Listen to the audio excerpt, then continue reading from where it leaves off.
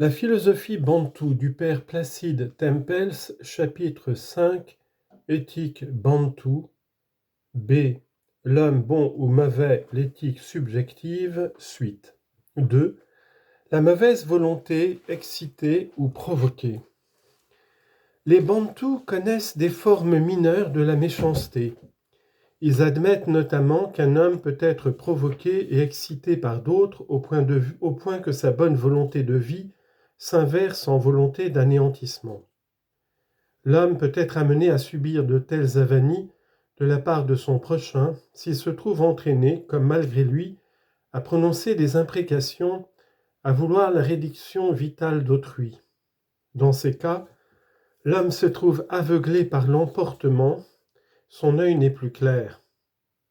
L'homme blessé a du noir devant les yeux.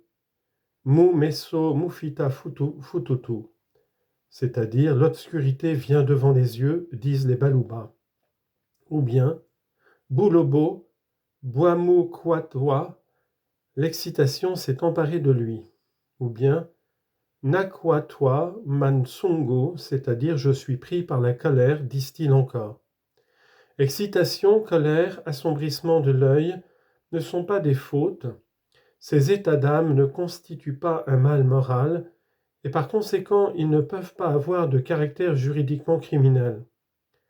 Ces attitudes, ces sentiments humains ne sont pas en eux-mêmes des influences vitales néfastes, bien qu'ils puissent y conduire. Ces états sont en effet déterminés par des circonstances extérieures, disent les Noirs, contrariété ou malheur, mauvaise volonté ou injustice de tiers, etc. Cependant, bien qu'il soit admis que l'homme se trouve porté à de semblables états par des circonstances qui lui sont étrangères, il se fait cependant que la colère, fût-elle involontaire, exerce une influence vitale négative et néfaste lorsqu'elle se retourne contre d'autres hommes. L'homme excité ne se trouve plus dans des dispositions respectueuses de la vie. Il est dans un état anormal, dans un état contre nature, et cet état anormal, en conjonction avec une volonté destructrice involontaire, suffit pour exercer une influence nocive sur les humains qui se trouvent en relation vitale avec lui et sur toutes les formes de vie, d'existence mineure, contre lesquelles se dresse sa volonté excitée au mal. Bien que les effets néfastes en puissent être identiques, il reste une différence fondamentale entre la méchanceté du sorcier et la volonté mauvaise de l'homme excité au mal.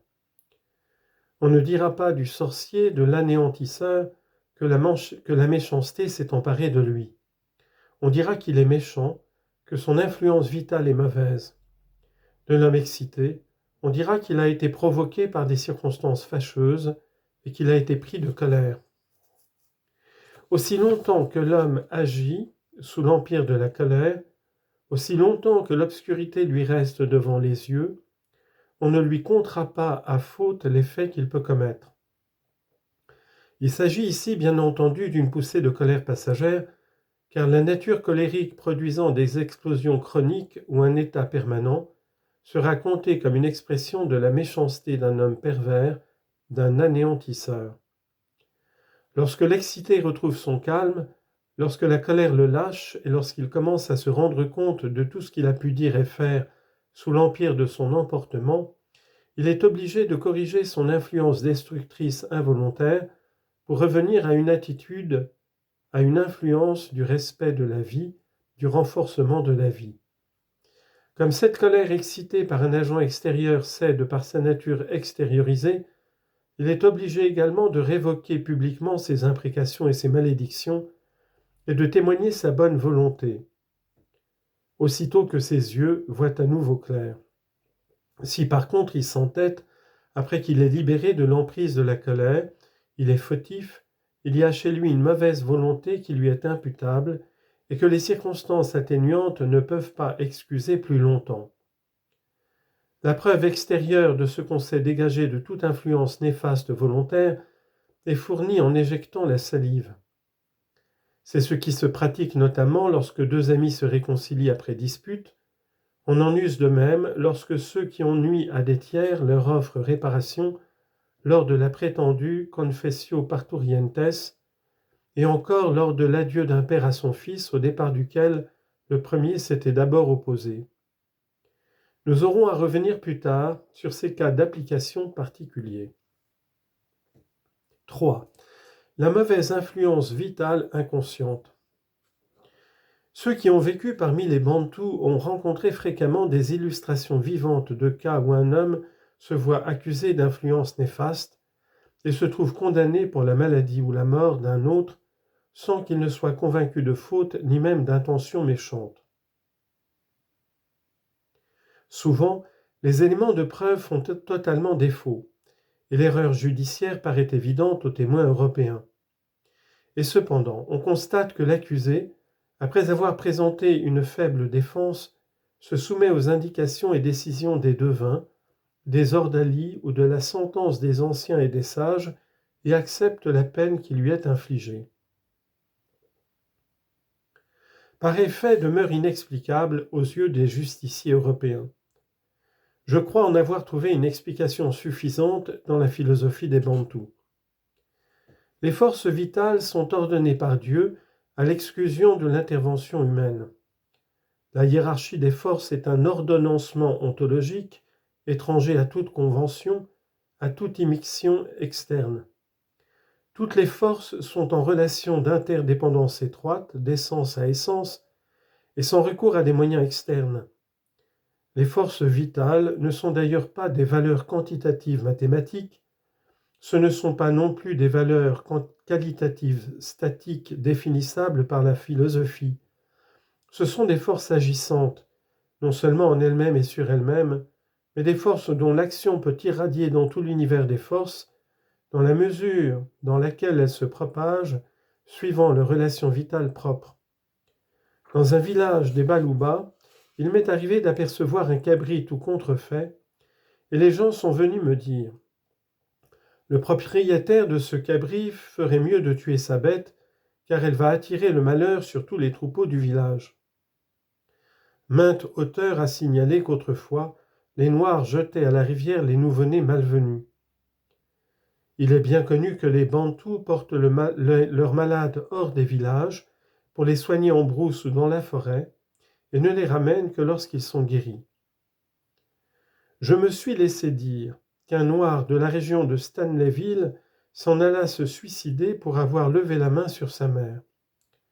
La peur que provoque dans certaines tribus la naissance de jumeaux est un fait bien connu également.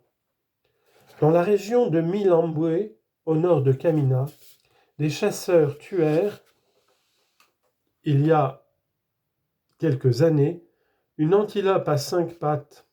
Aucun Noir n'osa goûter du gibier, et la pièce fut portée telle quelle à la mission protestante établie dans la région.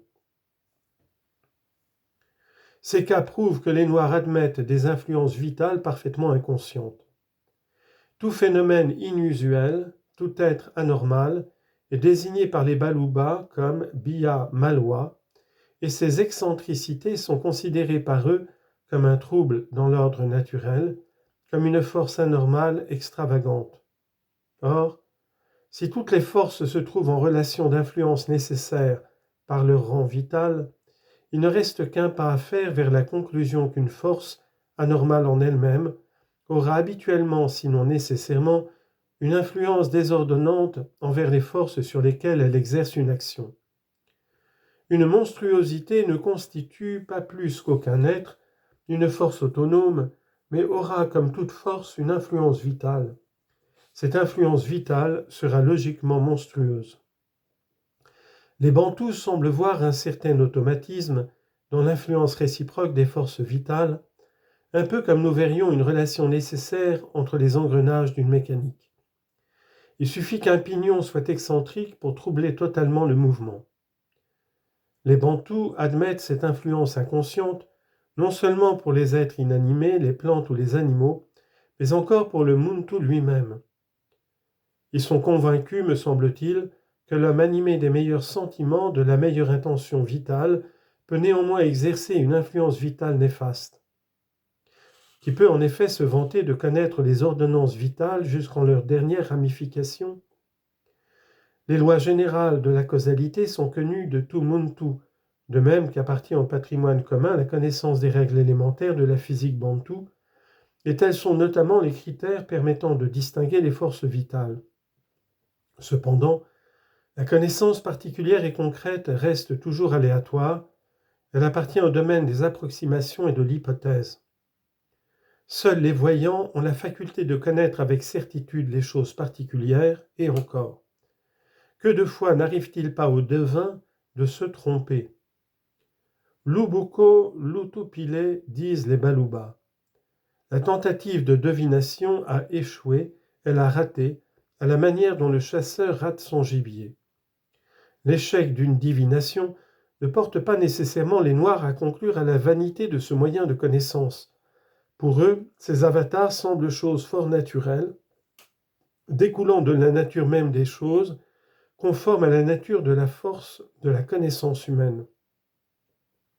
Dès lors, les Bantous admettent et sont intimement convaincus que l'homme peut, par un acte, par une attitude ou par sa seule manière d'être, dont il est au demeurant parfaitement inconscient, porter atteinte à l'ordre ontologique des forces et partant faire ainsi du tort à son prochain. Je ne vois que cette explication, fondée sur la philosophie des Bantous, pour expliquer comment les Noirs s'inclinent devant une accusation, alors qu'ils savent pertinemment dans leur fort intérieur n'avoir eu aucune influence consciente de destruction de vie volontaire.